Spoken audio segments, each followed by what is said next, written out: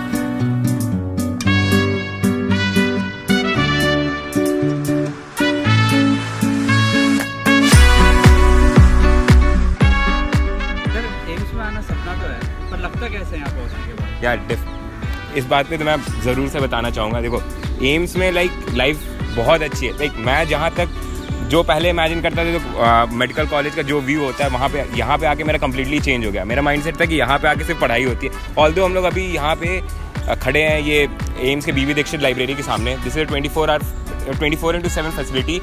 और मेरे को ये कहीं और भी किसी और मेडिकल कॉलेज में जो आसपास दिल्ली के जितने मेडिकल कॉलेज या फिर मेरे जितने भी बैचमेट पेरिफेरल मेडिकल कॉलेजेस में उनसे बात हुई, ऐसा कोई मेरे को लाइब्रेरी तो नहीं मालूम मेरे नॉलेज में जो 24/7 फैसिलिटी प्रोवाइड करता है एक्सेप्ट दो national holidays days. Most of the time library लोग वहीं तभी विजिट करते हैं जब एग्ज़ाम का समय हो, प्रॉफ हो, बीच में सेमेस्टर एग्जाम्स हो, उस समय लाइब्रेरी के चक्कर काट रहे होते हैं दिन रात लोग।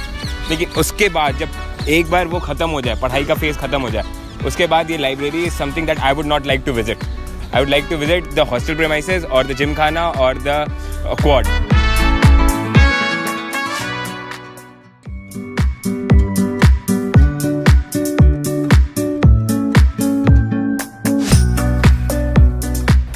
This is the office of the Students' Union.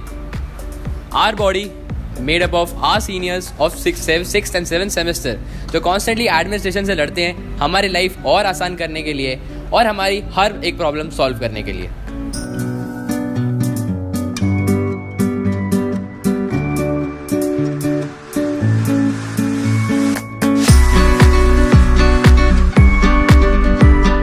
This is the page Turners library, जहाँ पर हमें comics, magazines, story books, novels और बहुत सारी किताबें फ्री ऑफ कॉस्ट दी जाती हैं और हमारी वेलापन करने की जगह।